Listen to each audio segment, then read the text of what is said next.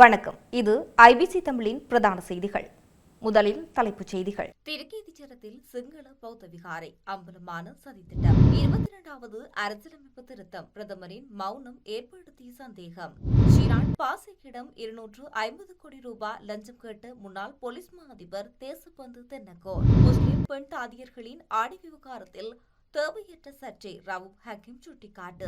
அரசாங்கத்தின் செயலற்ற தன்மையால் மக்கள் கடும் அவதி சாமர சம்பத் சாடல்.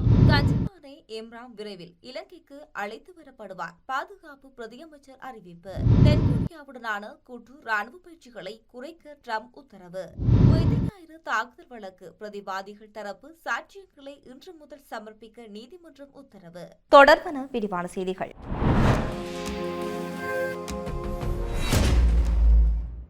திருக்கேதீச்சரத்திலும் எதிர்காலத்தில் சிங்கள பௌத்த விகாரை ஒன்றை அமைப்பதற்கான நிகழ்ச்சி நிரலில் தான் ஆலய வளாகத்திற்குள் அடாவடியாக பெயர்பலகை நாட்டியுள்ளார்கள் என வடக்கு மாகாண சபை முன்னாள் உறுப்பினர் சபா குகதாஸ் தெரிவித்துள்ளார். இது தொடர்பில் மேலும் தெரிவித்த அவர், மன்னார் வரலாற்று புகழ்மிக்க திருக்கேதீஸ்வர ஆலய வளாகத்துக்குள் அனூறு அரசாங்கத்தின் தொல்லியல் திணைக்களம் இரவு யாருக்கும் தெரியாமல் எவரும் இல்லாத நேரத்தில் தொல்லியல் திணைக்கள அனுமதி இல்லாமல் இனி எந்த அபிவிருத்தியும் செய்ய முடியாது என பெயர் பலகை ஒன்றை நாட்டியுள்ளனர்.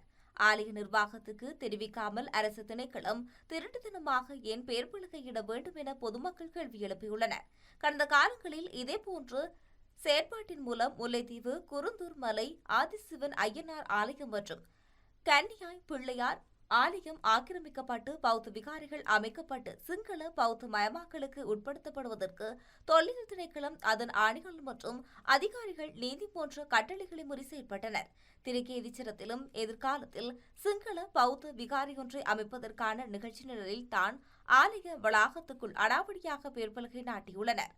சட்டவிரோத செயற்பாடுகளுக்கு தனது ஆட்சியில் இடமில்லை என கூறும் ஜனாதிபதி அனுரகுமார் திசாநாயக்கவின் பதில் என இரவு பெயர்பலகை நாட்டியது சட்டவிரோதம் இல்லையா? குருந்தூரில் இந்து மத தொல்லியல் சின்னங்கள் அகற்றப்பட்டு சிங்கள பௌத்த சின்னங்கள் இருப்பதாக கட்டுக்கதை ஒன்றை உருவாக்கி விகாரை அமைத்தது போன்ற செயற்பாடுகள் எதிர்காலத்தில் திருக்கேதீச்சரத்திலும் இடம்பெறலாம் என தெரிவித்துள்ளார். பிரதமர் ஹன்னி அமரசூரிய 22வது அரசியலமைப்பு திருத்தம் குறித்து எந்தவித கருத்தும் தெரிவிக்காத அரசியல் களத்தில் பாரிய சந்தேகங்களை ஏற்படுத்தியுள்ளதாக எதிரணி அரசியல் அவதானிகள் சுட்டிக்காட்டியுள்ளனர்.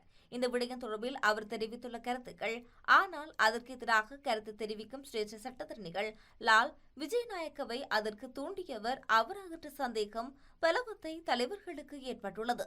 இது தொடர்பில் பெலவத்தையில் தலைவர்கள் பெரும் கவலையடைந்துள்ளதாக குறித்த வட்டாரங்கள் தெரிவிக்கின்றன.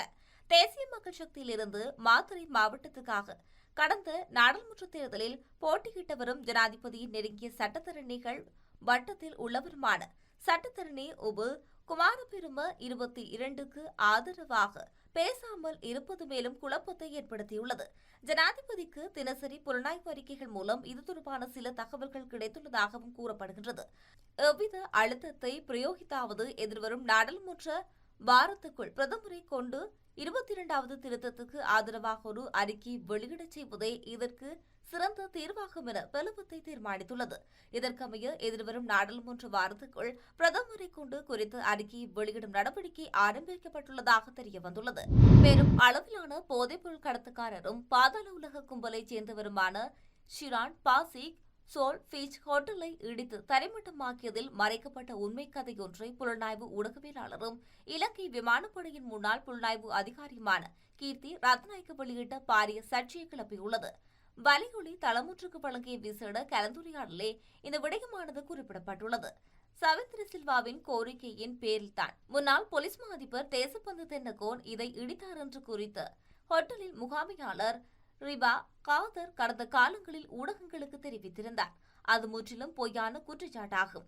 அதாவது தேசபந்து தென்னகோன் பதில் போலீஸ் மா அதிபராக கடமையாற்றிய போது ஷிரான் பாசிக்கிடம் 250 கோடி ரூபாய் லஞ்சம் கேட்டுள்ளார். அதை கொடுக்க மறுத்ததால் பழி தீர்க்கும் முகமாக தேசபந்து தென்னகோன் ஹோட்டலை இடித்து தரைமட்டமாக்கியுள்ளார். தேசபந்து தென்னகோன் பதில் போலீஸ் மா அதிபராக பதவியேற்ற பின்னர் அவரை போலீஸ் மா அதிபராக நியமிப்பதற்கு முன்னெடுக்கப்பட்ட ஊடக பிரச்சாரத்துக்கு தேவையான கூட்டங்கள் அனைத்தும் சோல் பீச் ஹோட்டலில் நடைபெற்றுள்ளது. அந்த பிரச்சாரங்களுக்கு தேவையான அனைத்து வசதிகளையும் சோல் பீச் ஹோட்டலே வழங்கியது. அவர் பதில் போலீஸ் மாதிபராக நியமிக்கப்பட்டதும் இதை நிரந்தரமாக்கிக் கொள்ள எனக்கு இவ்வளவு தொகை பணம் வேண்டும் என்று கேட்டுள்ளார். அக்காலத்தில் இருந்த சிரேஷ்ட போலீஸ் அத்தியட்சகர், போலீஸ் நிலைய பொறுப்பதிகாரிகள் என போலீஸ் உள்ள அனைவரும் வந்து சாப்பிட்டு குடித்து இந்த சோல்ஃபிச் ஹோட்டலில்தான். இது அனைவருக்கும் தெரிந்த விடயம். ஆனால் அதற்கு அடுத்ததாக உள்ள பரகுடா உணவகத்தில் போலீசாரால் சும்மா ஒரு தேநீர் கூட குடிக்க முடியாது என பல தகவல்களை குறிப்பிட்டிருந்தார். இலங்கையில் முஸ்லிம் பெண் தாதியர்களின் சீருடை ஆடை தொடர்பில் தற்போது எழுந்துள்ள சர்ச்சை தேவையற்ற ஒரு விசித்தனமான விடயம் என ஸ்ரீலங்கா முஸ்லிம் காங்கிரசின் தலைவரும் நாடாளுமன்ற உறுப்பினருமான ரவ் ஹக்கீம் தெரிவித்துள்ளார். சிமாரா அலி எழுதிய சிறுவர் கதைகள் நூல் வெளியீட்டு விழாவில் சிறப்பு விருந்தினராக கலந்து கொண்டு உரையாற்றும் போதே அவர் இவ்வாறு குறிப்பிட்டுள்ளார். முஸ்லிம் பெண்கள் மிக குறைந்த அளவிலேயே தாதியர் போன்ற துறைகளில் பணிக்கு வருவதாக குறிப்பிட்டுள்ளார். இத்தகைய சூழலில் தாதியர் சீருடையில் காதுகளை திறந்து வைக்க வேண்டும் என்பது போன்ற நிபந்தனைகள் மூலம் தேவையற்ற சர்ச்சைகள் உருவாக்கப்படுவதாக அவர் வேதனை தெரிவித்துள்ளார். ஹிஜாப் அணிந்தவாறே டெலஸ்கோப் கருவியை பயன்படுத்தி திறம்பட பணியாற்றும் பல பெண் மருத்துவர்கள் இருக்கும் நிலையில் இத்தகைய ஆடை கட்டுப்பாடு சர்ச்சைகள் தேவையற்ற முரண்பாடுகளையே தோற்றுவிக்கும் என்று அவர் தெரிவித்துள்ளார்.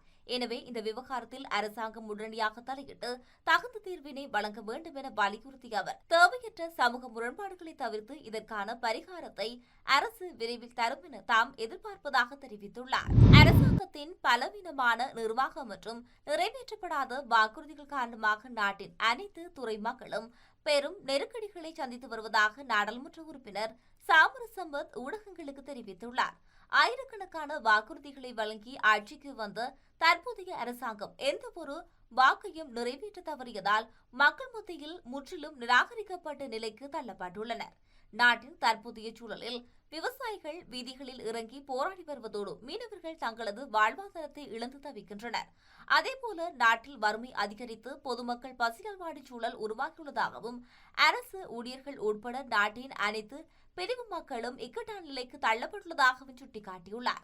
நாட்டின் தற்போதைய சீரற்ற நிலைமை உணராமல் சிலர் தங்களது பதவி காலத்தை நீடித்துக் கொள்வதிலே தீவிரமாக செயல்பட்டு வருவதாக அவர் கடுமையாக விமர்சித்துள்ளார்.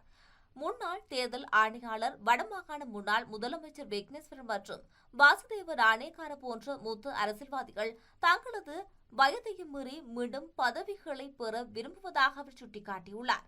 2009ஆம் ஆண்டுக்கு முன்னர் LTTE காலத்தில் திருகோணமலை, பதவிய, ஸ்ரீபுர போன்ற பகுதிகளில் நடந்த துப்பாக்கிச் சூட்டுச் சம்பவங்களை விட தற்போது போரற்ற அமைதியான காலத்தில் தினமும் துப்பாக்கிச் சூட்டுச் சம்பவங்கள் நடைபெற்று வருவதாக கவலையை வெளிப்படுத்தியுள்ளார்.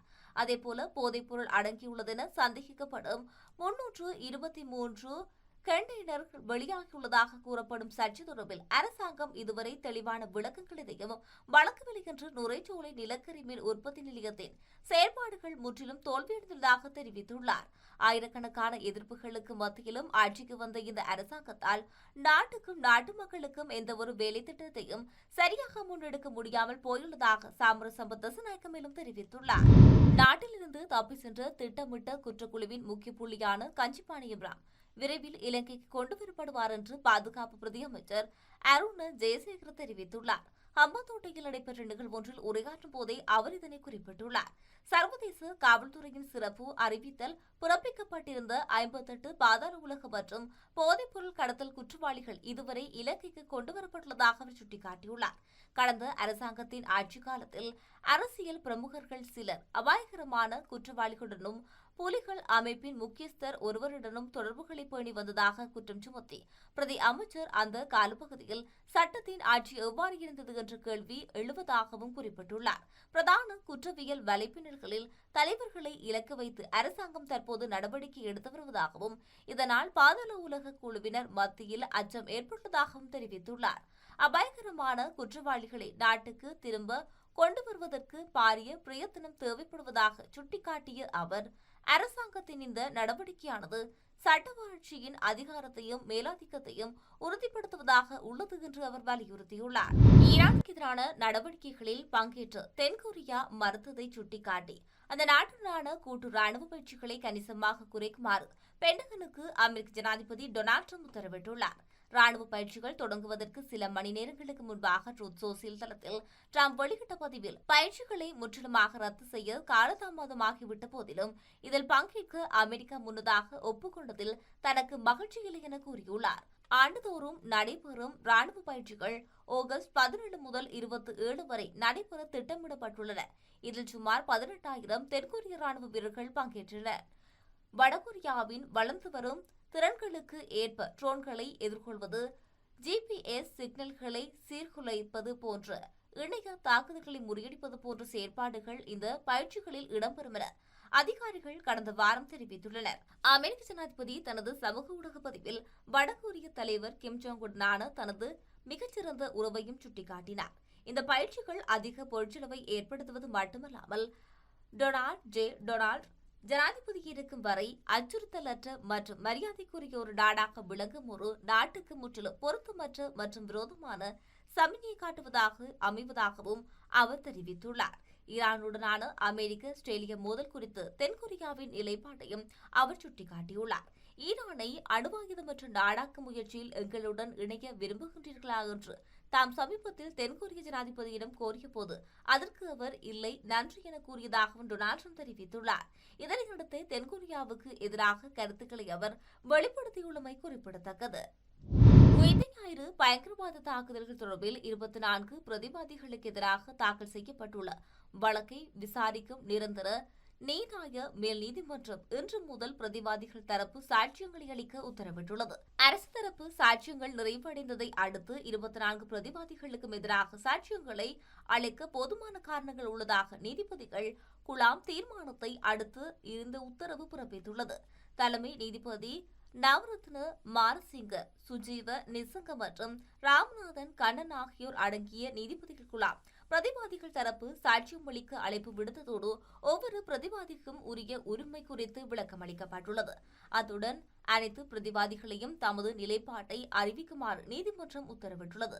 இதன்போது 6வது பிரதிவாதியான மொஹமட் ரிஷ்வான் தான் சாட்சியம் அளிக்கப் போவதில்லை எனவும் மௌனம் காக்கப் போவதாகவும் நீதிமன்றத்துக்கு தெரிவித்திருந்தார். ஏனைய பிரதிவாதிகள் கூண்டிலிருந்து சாட்சியம் அளிப்பது, கூண்டிலிருந்து அறிக்கை சமர்ப்பிப்பது அல்லது வெளியிலிருந்து சாட்சிகளை சமர்ப்பிப்பது போன்ற நடவடிக்கைகளில் ஈடுபட்டுள்ளனர். 2019ஆம் ஆண்டு உயிர்த்த ஞாயிறு தினத்தன்று தேவாலயங்கள் மற்றும் உல்லாச விடுதிகள் மீது நடத்தப்பட்ட பயங்கரவாத தாக்குதலில் சுமார் 224 பேர் கொல்லப்பட்டதோடு 584 பேர் காயமடைந்துள்ளனர். இந்த தாக்குதலை நடத்திய சஹ்ரான் ஹாசி மற்றும் அவரது பயங்கரவாத குழுவினரின் செயற்பாடுகள் தொடர்பில் 24 பிரதிவாதிகளுக்கு எதிராக 23,270 குற்றச்சாட்டுகள் சுமத்தப்பட்டுள்ளன. இதுவரை இடம்பெற்றுள்ள விசாரணைகளில் சுமார் 1,500 சாட்சிகள் காணப்படுவதாக சொல்லப்படுகின்றது. ஆவணங்கள், குண்டு தயாரிக்கும் பொருட்கள் உள்ளிட்ட 2076 நீதிமன்ற பொருட்கள் அரசு தரப்பினரால் சமர்ப்பிக்கப்பட்டுள்ளது. 5 ஆண்டு காலப்பகுதியில் 547 நாட்களுக்கு அரசு தரப்பு சாட்சியங்கள் விசாரிக்கப்பட்டன. இந்த நிலையில் வழக்கின் அரசு தரப்பு சார்பில் சிரேஷ்ட மேலதிக மன்றுடியா நாயகம் ஹரிபிரியா ஜெயசுந்தர மேலதிக மன்றுடியா நாயகம் சுதர்சன டி சில்வா ஆகியோருடன் அரசு சட்டவாதிகளும் முன்னிலையாகியுள்ளனர். செய்தி நிறைவாக மீண்டும் தலைப்புச் செய்திகள். திருக்கேதீச்சரத்தில் சிங்கள பௌத்த விகாரை அம்பலமான சதித்திட்டம். 22வது அரசியலமைப்பு திருத்தம். பிரதமரின் மௌனம் ஏற்படுத்திய சந்தேகம். ஷிரான் பாசையிடம் 250 கோடி ரூபாய் லஞ்சம் கேட்ட முன்னாள் போலீஸ் மா அதிபர் தேசபந்து தென்னகோன். முஸ்லிம் பெண் தாதியர்களின் ஆடை விவகாரத்தில் தேவையற்ற சர்ச்சை. ரவூப் ஹக்கீம் சுட்டிக்காட்டு. அரசாங்கத்தின் செயலற்ற தன்மையால் மக்கள் கடும் அவதி. சாமர சம்பத் சாடல். கஞ்சிமானை இம்ரான் விரைவில் இலங்கைக்கு அழைத்து வரப்படுவார். பாதுகாப்பு பிரதியமைச்சர் அறிவிப்பு. தென்கொரியாவுடனான கூட்டு ராணுவ பயிற்சிகளை குறைக்க ட்ரம்ப் உத்தரவு. உயிர்த்த ஞாயிறு தாக்குதல் வழக்கு பிரதிவாதிகள் தரப்பு சாட்சியங்களை இன்று முதல் சமர்ப்பிக்க நீதிமன்றம் உத்தரவு. இத்துடன் ஐபிசி தமிழின் பிரதான செய்திகள் நிறைவு பெறுகின்றன. செய்திகளை உடனுக்குடன் அறிந்து கொள்ள ibc.com என்ற எமது இணையதளத்தை பார்வையிடுங்கள்.